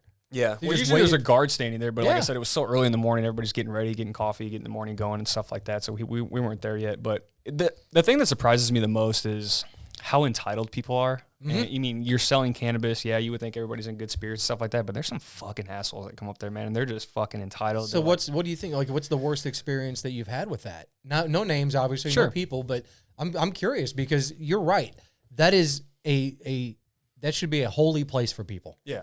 Because I would think it would be a more that relaxed basis than that goes back to what we were talking about earlier, where the old school mentality of cannabis versus the new business side of cannabis. We can say the same thing. You had the old hippie guys and the old guys that were all about love and peace and smoking some weed, and the people that were oppressing that. Right. Now the people that were oppressing that, I think, are the same people that are coming in being assholes. They're not of the same cloth. Yeah. Like, certain situations I can relate. Like, some people legit drive from like Columbia, Missouri, like 2 hours away, and they place an order online. But what they don't realize is we're so fucking busy and we go through so much product on a daily basis that we're not going to guarantee that we're going to have that when you get here, especially in 4 hours from now. Right. So that's like the biggest thing we run into too, which sucks, and I get it. But like, or they'll come in and like they ordered a eighth of G perps and it's at 29%, and they get there and they get a different lot. Oh, And it's like 26%. I'm like, dude, there's really no fucking difference here. Like, I wish I could just. I if wish you could tell understand me this. that you Yeah. felt that difference, then we need to talk. 3%, yeah, or 1%. It's and they want like a free eighth, or they want all this fucking shit. But I think the biggest thing is where people come in and they feel entitled. There's like, you know, they hold this shit over your head where like, yeah, I come here every Friday and I spend $500. Like, nobody fucking makes you do that. Like, I understand that. I respect that. I love that you come here and do that. But like, don't like, hold that over our head. You know what I mean? Like, I hate that the most, honestly. But I'll go somewhere else. Dude, literally. the way I Good figure it, luck. I've fucked up before on so many levels, doing so many things that if there's a fuck up or a snafu in a situation, it probably shouldn't really bother you that much anymore. Right. I mean, we've all been dealing with hiccups our whole life. yeah, So why do we continue to treat other people as if they're fucking responsible for it? correct. Yeah. Right? I mean, it kills me. I read a book called The Four Agreements. Yeah. I've read it like 3 times now because it's given me Yeah. such a perspective of like when people are like that. So I try to put myself in their shoes. Like, I don't know what the fuck they did today. Like, why they're so mad, but they're taking out on me when I'm just a messenger. You know what I mean? Yeah, yeah. Or a lot of times too, you'll get people that like come in and they order a pack of pre-rolls and they get home and it's fucking empty. There's no pre-rolls in it. You know what I mean? And that's all cultivation. Like, Oh, somebody just fucked up. yeah, somebody there just fucked up, or they get an eighth and it's like 3 grams versus 3.5, and they come and take it out on us. Like, we fucking do all that in the back. We don't do any of that in the back. Because what a lot of people don't understand too is like all the cultivation sites in Illinois, there's a lot up north by Chicago and there's a lot down south, like you were saying, Jeff. And they bring it in these fucking huge white vans and all these big totes, and they just drop it off, and that's it. Like, we Well, just it's like going send to it the off. grocery store. Yeah. Correct. Buy a box of cereal. Yeah. And The last time it was here, or supplements. Yeah, Susie It's at the register wasn't. Trust me, that. that's a valid point, man. I get It's a that very valid completely, point. especially coming from that industry for how many years. Like, Mm-hmm. I got that all the time. Like, it's like it's by volume of weight. I promise you, if you put it on the scale, it's gonna be what it says. It's just it doesn't look that. Yeah, and if it's not, can we both be civil enough to say, "Fuck, somebody messed up somewhere"? Yeah, and like, okay, right? we can get it taken care of. Like, it happens. It's crazy, but And, I get it. And even if Billy over here is the one that fucked up, Yeah. what are you gonna do? Lambaste him? What are you gonna do? Make him feel like he's lesser than you? Yeah. No, you just Because he made a mistake? Yeah. I mean, you get threatened a lot there too. People are like, I need your fucking name. I'll be back. All this stuff. And I'm like, all right, man. yeah, you need to go smoke some of that shit. Yeah. that you just Crazy. got. you're on like probably 50,000 Literally. And they'll go right home now. and smoke, and you'll see them the next fucking day. And I'm like, dude, you were just in here acting fucking crazy. Now you're normal and you're buying. Like, people have conditions and problems and things going on in their life. So I get it. That's but where it's that like, compassion comes don't in. come in here and be a fucking dick, man. We're just selling weed and we're just doing our job. You know That's what I mean? right. Like, that's literally what it is. Yeah, I totally. try, yeah, same thing. He is. So you speak about the 4 agreements. He's got my copy. Yeah. You need Oh, I love that book. You need to finish it so I can read it again. It's next, Yeah, dude. it's Chill. I actually just gave my copy to somebody because they get fucking mad and angry and stuff like that. My dude, you need to read this No, book. like, but yeah, it's those things are like all that stuff I dealt with. Like, and I have my days where I'm like, I had no tolerance for it. And other days it's Fuck like, yeah. like, Dude, you that's know, more and human. I still deal with people like that, you know. This is the in beautiful curl, thing about you know? what we are. We every fucking moment you have a chance to do better than you just did. Hell yeah. Every fucking moment. Yep. And if it takes a joint, then hey, God bless you. Yeah. You know what I mean? If you mess up man. on one person, you have the opportunity to redeem yourself on the next. That's right. Fucking right you do. And a lot of people, I think that once they get down on themselves, they stay there. And you're like, fuck, man, I shouldn't have done that. Well, okay, stop right fucking now. Yeah. And now here's where you start over again. Yeah. You get to start from zero. It's a wonderful place. A zero is every great. day. It's every day. Yeah, and that's funny you say that because like as my position there, you know, as a leader, like running the floor and managing the people that work there, like a lot of the, you know, the girls or the younger guys that really don't have that perspective, they get those fucking customers and they're like, I'm done for the day. This is fucking, you know, and you pull them aside, just like, look, man, we work Yeah, in retail, we dude, work for the that's what's public. up. It's cool, man. Good It's for fun. you, I man. tell that Fun. to one of my Fuck yeah. trainers. He's new to the game. I'm like, dude, I'm telling you from, you know, how long I've been doing it, 16, 17 years. I'm like, dude, you'll have a point. He had to have a heart-to-heart with a client. And I'm like, dude, you may have to fire a client. You got to It's divorce gonna him, happen. right? Yeah. Totally. But most of the time, they'll be like, yeah, I'm so sorry. This is they'll open up and explain what the hell's been going on. But you got to take the time to do it versus just being so heated. And I can say my early days, I was just going to snap back. For sure. Oh, well, But dude. it takes time, and I'll agree. Yesterday, I would have done Yeah. that. I still snap at times and things at 37. I'm not going to We're say they're hum- going to end we're anytime humans, soon. man. Yeah. Dude, We're humans. it's a blessing and a curse. Yeah, for sure. Right? It really is. But we, all of us, every one of us in what we do has an opportunity to touch other people in a very positive way. I agree. Yeah. How fucking cool is that? We're not Awesome. we're not just fucking doing something to make money. We make money and we're happy and we're healthy. And we're happy. Mm-hmm. And we're happy. Yep. And we're fucking happy. Yeah. God bless all of you guys. I mean, seriously, dude, what you do on the daily and what you do on the daily, you guys are out there, general public, fucking Front line, man. kissing babies and shaking hands. Yeah. I got it. I'm not. Yeah. I get to hide behind a fucking microphone and a camera. I don't have to go out there. But you guys do it, so thank both of you for what you do. And I honestly wouldn't know what that life's like because I've always worked in like some form of like public, you know, service, retail, stuff like that at the gym, the bank. Well, this is actually my only third job I've ever had, but it's always been for the public and stuff like that. So, Well, that's good. but like you said too, like we're all human beings, and I have my days, dude, where I go to work and I'm like, I don't want to fucking look at anybody, but there's 1,500 people standing outside, and I got 150 employees in a building that holds 30. You know what I mean? It's like I got no fucking choice. I got to meditate before I go in. Yes, dude. I was just going to fucking say that. I gotta get in a mental state before I go into work because I'll snap. Yeah, and even if it's like not a full blown meditation, like before I go into band practice, I have this thing I do every week where I drive there, I park, I sit in my car, no music, windows are up, and I'm just in my bubble. I want nothing else to affect me. I just need to set my tone. It's no different. You go to work and you're like, oh, it's going to be a fucking madhouse. I still do that today. If I really had to do it on my last job because it was horrible. And even when I had to work from home, I had to do the same thing. I'm like, okay, you know, if I started early that day, okay, 7 o'clock, 8 o'clock, okay. Yeah. Just know for the next 10 so hours, I'm eating some shit. you're gonna be going. And then it doesn't stop there because they got your phone number. So that's 24/7 access. I was like, fuck. Email. But you had to get into that zone. You know, and I think, how do you get in that zone? Because I think that that's where a lot of people lie is they're like, yeah, that's easier said than done. Mm-hmm. But and this is just me putting myself in your shoes. Mm-hmm. If you go to work and you pull up and you're like, oh my God, there's a fucking riot of people here. Like there's 40 cars, all this shit. And you had a bad night. You didn't sleep well. You didn't get to eat fucking breakfast. But if you just, and this is hard, high five somebody. Yeah. I like to give compliments. Give somebody, yes. Yeah, I like give to give a yes. compliment. Fuck, Yeah. dude, doesn't that make you feel good when you tell somebody that's not expecting it? Man, you fucking look lights out. Yeah. Dude, I'll tell a woman that. I don't even fucking know. You are fucking gorgeous. Yeah. I don't know if anybody else told you that today, but you're gorgeous. And Yeah. fucking walk away. Oh, it goes well. Even when someone's like, "Oh, have a nice day, have a good day." Yeah. Like, Yeah. you too. Yeah. Even being in management, man, like when an employee leaves for the day and they'll check in with me, hey, man, you need anything else? I'm like, no, but you fucking killed it today. Like that little statement alone, like you don't need to give them a raise. You know what I mean? You don't need to kiss their ass 24/7, but just telling them that, like they come in the next day and they work their fucking ass off. It's awesome. But you also go home that night probably a little better, Absolutely. right? It's not just for them.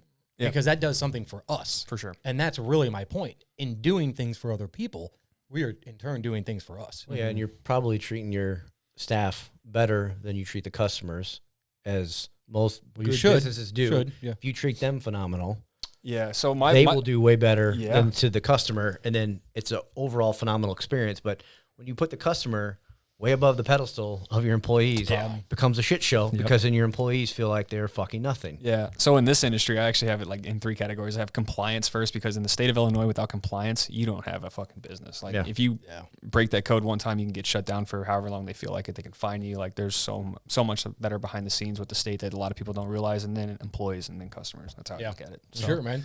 That's a good way. So sort of a trinity, if you will. Yeah. That's good. Where they all got to meet in the middle, right? Yeah. Make everybody happy. Yeah, and I think that's what makes us so unique and dynamic up there too, is because every manager has like a different style. Like I'm kind of a dick, but like I'm a good dick. You know what I mean? Like I'm assertive. I just know, like I see a lot of potential in people, and I know what they're capable of, so I hold them to a higher standard than what I see them doing sometimes. But I mean, I'm fair. I don't know. I think I manage people pretty well. It's good. But we all have our own different styles up there. So Well, you should. For sure. I hate when people try to make you a smaller mold of the one ahead of you. Yeah. Because then you're not creating a new individual. You're now just creating a clone. And then nothing will ever get changed because you just created a whole army of drones. Well, yeah, that's what any big corporation is. Exactly. Like IBM, it's just a bunch of The thing clones. is, you need to create individuality because something's going to shine in one of those people like you're doing. And that's why I try to like do some of my people, put some more like tasks on them. Like, hey, can you do that for me today? Like some of my people who are really good with like some marketing, doing some like graphics. Yeah, I can use. Yeah, cool. That'd be great. Yeah. Here's what I kind of need. You have creative freedom. Have at it. Well, it's a good way to test people too, because like I'll even be at work and I'll just like somebody that never does it. Well, hey man, I need you to take that trash out for me real quick. And I just like to see how they react and how they respond. Totally. And they're like, sure, I guess. I'm like, yeah, cool, thanks. And I just walk away. Yeah, You know what check. I mean? So I'll come back and check in 5 minutes. If it's still there, I'll come find you. But you sound like being a father, dude. For real.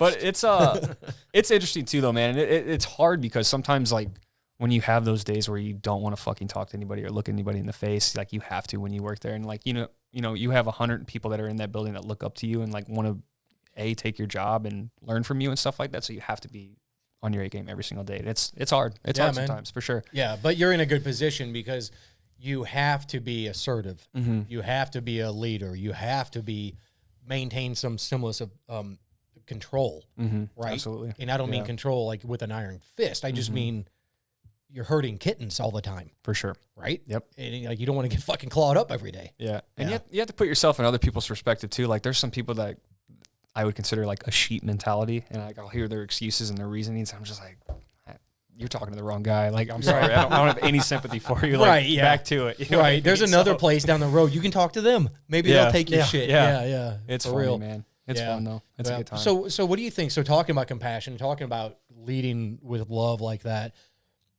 what do you think is if you could put it in a handful or a single instance or a single thing, what is your favorite thing about working in the cannabis industry? I would say the team that we have built around for our customers, that like the employees that work there, and the teams that we've built, but also too, man, I'm such a people person. I love talking to people and meeting new people, and I do that every single day. Like I meet people I've never seen in my life, and some had me on Facebook, like they're friends, and they come in, they're like, hey, I need to talk to Kyle. I want to talk to Kyle. I'll test when he worked at the gym.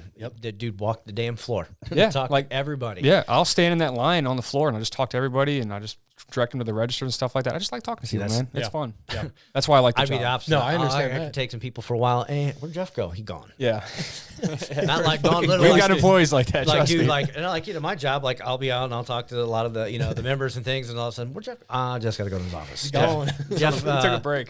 and I don't have to deal with it. Like I don't have to deal with a fraction. That's probably what you're dealing with. Minor. It's like, oh, that's the worst that happened today. Yeah. You do Right. but no, it's just like, nope, Jeff gone. Yeah, yeah. And that's how I've always been. Like I can only take so much people for a while, and I'm like, I'm gonna go hide for a bit. For sure. And the beauty of it is too, is you have to be 21 or older to work there. So a lot of people are kind of on that, mature side, but you'd be surprised, man. Like I'm like, you're 21, you act fucking 16. You know what I mean? Like, Oh, I've stuff like seen that. it. I've seen it there because I've had to interact with a couple people that were either new or just new to me. And I was just like, wow, hey, yeah. I hope you get better. Yeah, for sure. But it's Sure you're 21? again, though, it could have been a person that was the first day at the gym looking at a piece of equipment, like, what the fuck am I doing?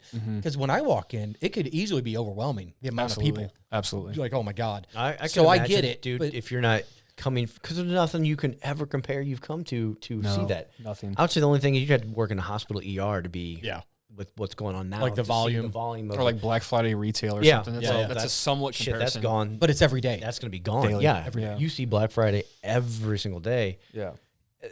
Bitch's day. Like, dude, like that takes some. Well, hell, you have a better adjustment, but someone who's never done it, that could take a few weeks, days to get a full adjustment of, oh shit, like this is what we do every day. Yeah, and it's defeating too. Like I remember at the beginning of the year, like we were just fucking worked like dogs, man. And I'd come in on January 20th, and I opened that morning, and there's 80 people outside already. I'm like, how the fuck am I supposed to be motivated right now? Right, Like, it's I already hard, know right? what Yeah. today's gonna look like. It's Right, like a and they've shit been show. there probably since dark. Yeah, dude, it is insane. It'd be different if you were like selling cars, getting commissions, and every Yeah. car was going to just net you hundreds or thousands of dollars. I feel you're paying with those nurses that got to dish out the COVID test when I had to go get one, and I'm sitting there like, and it's dark out. I'm like, they don't open for another 2 hours, and there Crazy. are 30 people. I'm car 18 out of now 50 in the parking lot, and the sun's not even up. Yeah.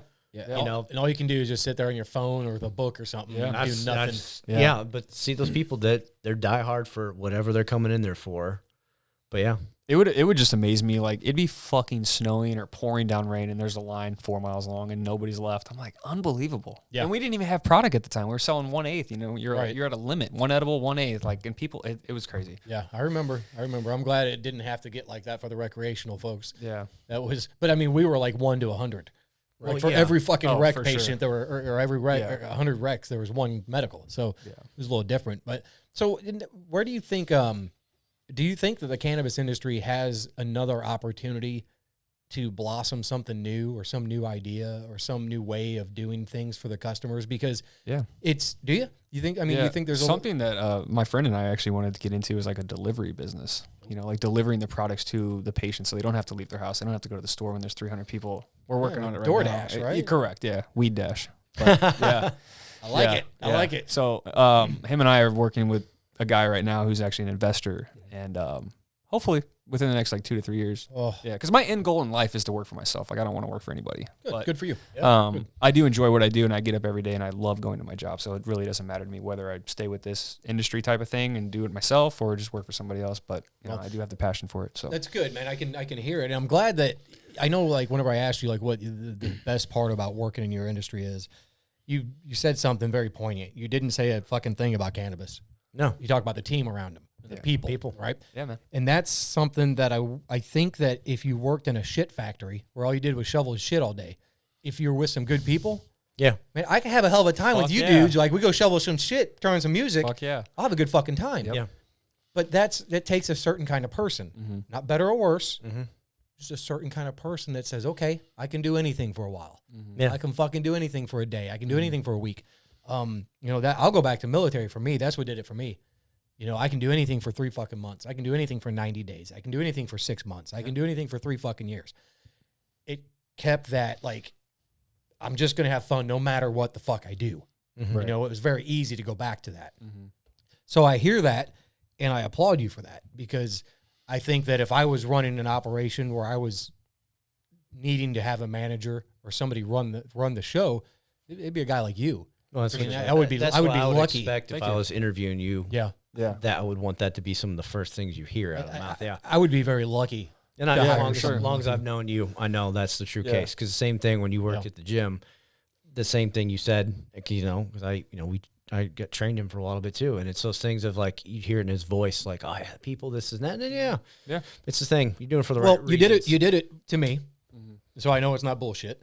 I remember first couple of times that I ever crossed your path, it was busy as fucking balls. And he still took a few minutes to sit and chat. You know, I mean, it's just, I don't think you it's can wonderful. teach that either. No, I don't think you can either. Well, I've seen people try. For sure. I was part of a big corporation out in North Carolina for a long time. I sold communications education back to the federal government. It was the same comms education that I had taken and I was using, so it was easy, right? But I don't think, God damn it, I just fucking lost my train of thought again. Dude, I do this at least like once a fucking show anymore because we talk so fucking much, dude. No, that's good. But anyway, dude, I didn't fucking, dude, I'll have to go back on the editing and look at that one. But we were talking about people, and you can't teach that stuff. And like, I would teach people sales, like in selling gym memberships or selling loans and stuff like that. I'm like, I can teach you this corporate script bullshit on how to sell like a credit card or a gym membership, but like, you can't teach somebody to treat somebody like a human being. I think, personally. No, you're wrong. You're right. You're absolutely right. I saw it, man. I was, that's what I was gonna say. I was in this room. It was like a conference center room, and there was 1,000 people in it. Yeah, and I'd been working for this company for like 5 or 6 years, and it hit me what I was a part of. I was a tooth on a cog in a machine. Nothing more. It didn't matter if I was bringing the company $20 million a year or $1 million. I was still a cog in the fucking wheel. I stood up in front of over 1,000 fucking people, and I laid it out there. Yeah. President up on the stage. Yeah. Everybody's there from Canada, from fucking all over the U.S., and I said, here's the thing. I said, you're up here and you're talking about why we're failing and how we got to do better and this, and that, and the other. I said, the only thing that's different in this room is you. I said, you're the difference and you're the top. And I went on for 10, 15 fucking minutes and I left after that and I quit. Damn. I never went back. That's awesome. But it takes that. Yeah. For sure. When you're in a position that you don't want to fucking be in, get the fuck out. I know. You know, when you realize that what you're doing isn't what you want to fucking be doing, get the fuck out. And if you don't, sit down, shut up, and fucking color, because that's what you want. Yeah. That's really what you want. Absolutely. You want to be miserable. You want to blame somebody else. You want to fucking hate everything. You only complain for so much before it just fucking right, change. Man. Yeah. Fucking right, dude. It's time for a change, man. It really is. Not just you and I, us, it's everybody. It is fucking long overdue. They talk about the financial big reset that's coming or whatever. Man, we need to reset a lot of thought processes. Right. Doesn't change my day, man. I still got to go to work. Fucking right, dude. It does. And as long as you're doing your job with the best, mindset and positive attitude, and you're sharing that, and you're giving that to people, bro, you're basically Christ walking the path with people following him. Yeah. And I mean that with as much respect as I can. I mean that when you tell people the true things that are in your fucking heart or in your gut, it starts to resonate. And people start to fucking want to be around you more. People want to work for you more. People start asking, man, I want to work when fucking Kyle works. Yeah. Or whatever it is. I want to be at the gym when fucking Jeff's at the gym. Because Jeff's my fucking buddy. In your eyes, you're just doing your job. Right. But in his eyes, he's got a friend. Yeah. And that makes good way to do business. Truthfully, it makes the whole experience of your career much more enjoyable. Bro, it's not even a career anymore at that point. It's just like, oh, I'm going to have fun all day. Passion, man. Yeah. And that goes back to shoveling shit. If you just with the right people doing the right thing, everything else falls in line. And I won't sit here and beat on that dead horse too often or too much longer, but I think that there are enough people out there that are doing something where they don't have that tone to their voice that you do when you talk about your job. You or me. Right. They don't have that resonance about them that says, that motherfucker's got it together. You only got a little part of it together. Yeah. But that's what you show people. And you let them see that. And it just, I don't know, man, it lights this fire with people. I agree. And, your employees become better people. The company becomes better. The product the fucking customers become better. Yeah. Because you're better. Yeah. And I tell my staff that now too. It's because I'm going to tell you right now, when competition comes around, it's not just going to be, this is the one-stop shop. Like there's going to be ones on every corner like Colorado. So I'm all about retention, like building retention. And that's why I give such good customer service. And I treat people I treat everybody the same like they're my fucking mom. You know what I mean? Sometimes I don't want to, but you have to. You know what I mean? So you do. But yeah, you're teaching them right, because when it does become everyone's on each corner, yeah, they will come back to you time and time again because of you. the service you provide. And that's what I was taught, in many industries doing the supplements. These people come back to you. Exactly. Even if they don't have the money to spend, they'll spend it because it's you. They'll sell their TV. Or if you tell them. Well, it's comfortable. Yeah, or you tell them to do something because they're not doing it right. They'll do it because it's you. Yeah. You know? Yeah. I think my favorite thing too is when you get these guys that come in and they get in your face and call you a cocksucker and I'm gonna fuck you up and all this stuff, and it's just like you're just smiling and laughing and you just treat them the same as you would the next customer. You know what I mean? And that fucking kills them. You know what I mean? Well, I mean, But it Kill them with works. kindness. Yeah. I That's love the that. adage, I do it all the time. if you want to I be a love that. dick, there's a security guard right there. Because Yeah. it's not my time. This Yeah. isn't my life. Love Yeah. you, bro. Have a good day. Yeah, literally. It's so funny. It happens a lot, man. You get threatened a lot, and it's just like, dude, if I clock out and come outside, I'll fucking kill you. Well, yeah, they have no idea who they're talking to. exactly. Like, It's funny. Smiling on camera everywhere. Yeah, you know. literally. That's the worst thing in the world that happened to bullies or bullyish people was UFC and the visibility on other forms of martial arts. Right. That was awesome. It put it in the limelight. Mm-hmm. But now you better be fucking careful who you're talking to. You don't know. You have no fucking idea what they can twist you up into. I tell everyone, look up for the fucked up ears, because they either wrestle or they do jujitsu. Yeah. There's obviously they could fight, but they do wrestling or jujitsu. You know you're gonna go to the fucking ground. I always tell everyone, like, what's a good thing to learn in martial arts? And I go, well, one is first and foremost, avoid all confrontation and fighting. Hands up, and no Two, problems. what have you got to them? Well, look at their ears. They got cauliflower ears, like some of these dudes I've rolled and fought. Like, that they've done their business, and so like, fuck. Okay. All you can do anymore is hope to be the one that makes the most contact with the most amount of force in the most perfect place. Mm-hmm. Because if you've got to go to the ground and you don't know how to be on the ground, You're in a world it's of going to shit. fucking suck. And real Because the quickly, first move you make, somebody's going to it's going to sleep. get extorted. 7 seconds later, you're Yeah.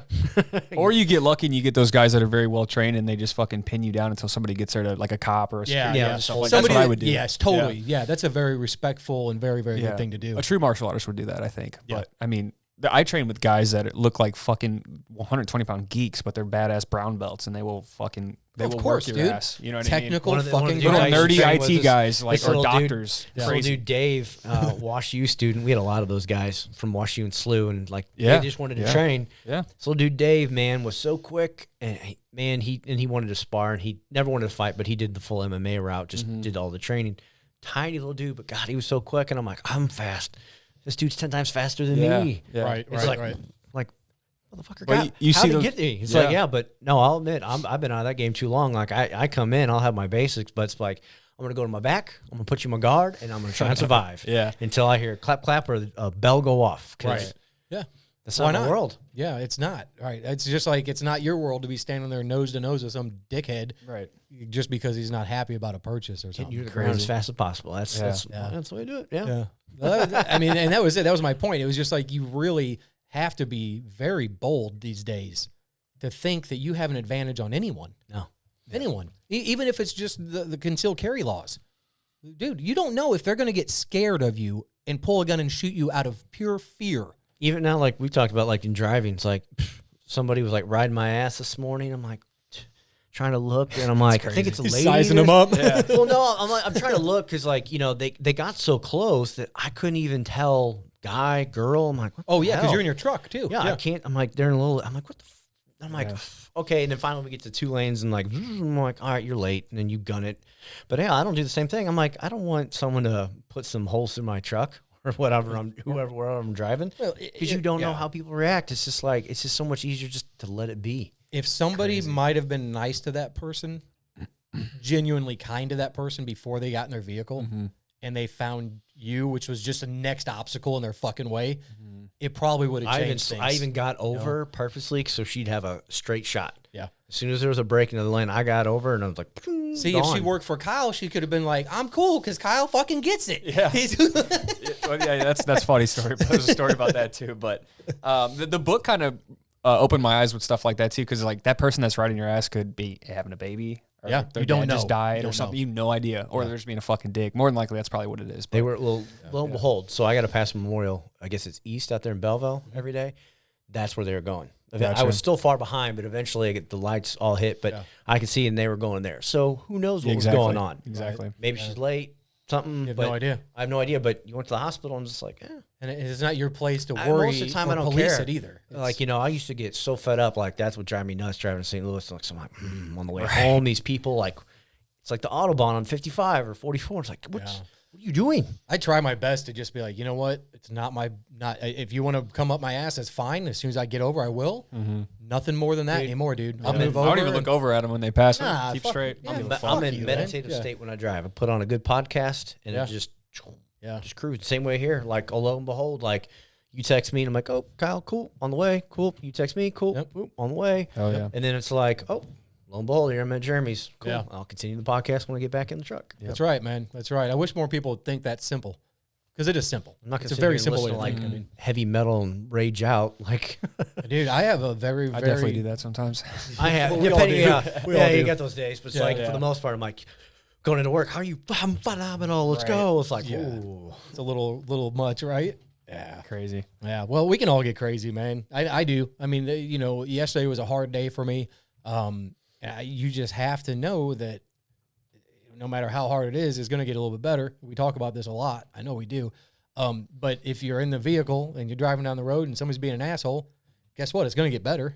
Just remove yourself from the situation. It Right. ends You know? as soon as they pass you, more than likely. Yeah. If you want to be the guy that hangs out and blocks people and does that whole thing, well, then now you are in their world. And then you are becoming a problem to other people. Yeah, that's right. Yeah. Now you're becoming a problem. And I tell people too, like, someone pisses you off, you want to flick them off? Great, do that. Just do that like this. Like, you guys can't see me doing this. Yeah. Do it under the table. Dude. Then you're not causing a problem. Kind of with the that same because fix too. They're gonna take is. it. It does. Yeah. Or over in Europe, what I got one time was the red card. Somebody actually held up a fucking red card like a soccer match. And I'm guessing always they thought- had a yellow too. I So also that would be funny to have card like whoop. No. I gave my wife, I made her a hand of somebody like a hand, like giving the bird or whatever. I made it out of wood and I gave it to her and put it on a popsicle stick. I said, it's illegal to flip anybody off in this country. I said, but if you ever need it, I said, you just get rid of it. It I don't works, know. man. Yeah. my hand, works. it's not my hand off, sir. It's a piece of wood. And my point there is it's this.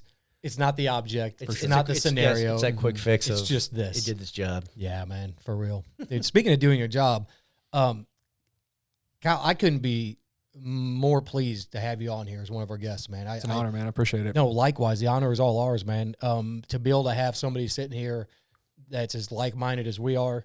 And Jeff, you were right. When we talked, Jeff told me, he's like, we got to get Kyle on. Yeah, man. That's awesome. I was like, who's Kyle? And he told me who you were. I was like, oh, I know Yeah, that dude. he's Right. like you Yeah. met Kyle. You had to have at least Yeah. one point encountered him For sure. Yeah, Yeah. man. So anyway, man, I just want to extend a very graceful thank you. I appreciate your time. I know you just got out of a hectic, long day after having some time off. Yeah. So bless your heart for being with us. Appreciate it. For those of you that don't know, we've been trying to get Kyle on here for weeks. Yeah. And because of the hours he keeps, it's next to impossible.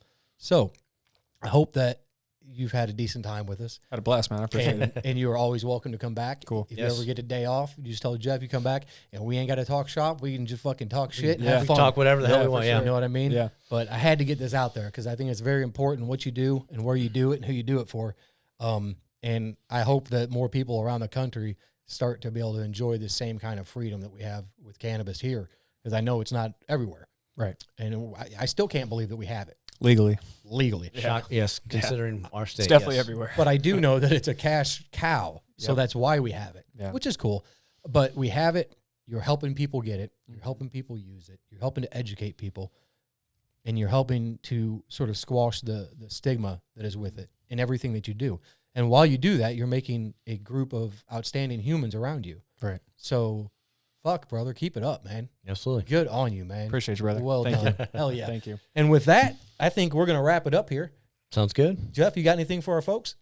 Thank you. As Thank always. you. Absolutely. And Jeff, thank you for Thank being you, here. Kyle, again. man. No Appreciate it, problem. Thank man. you guys. Right on. Cool. All right. Well, we got other shit to do now. So we will talk to you guys next time. And until then, we love you and peace. Not down to earth, not to earth, not to earth.